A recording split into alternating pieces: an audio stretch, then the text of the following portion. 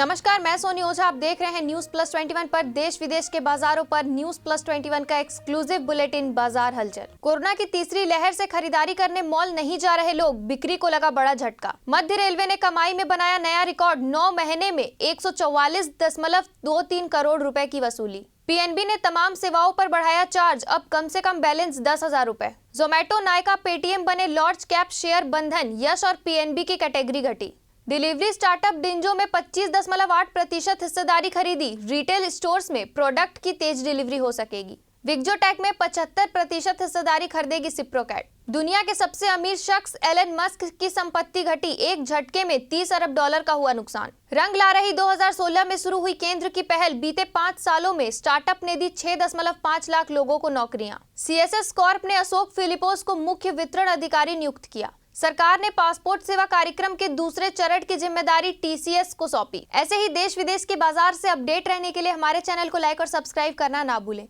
Notification के लिए bell icon जरूर दबाएं। देखते रहिए न्यूज प्लस 21, आपके हक की बात।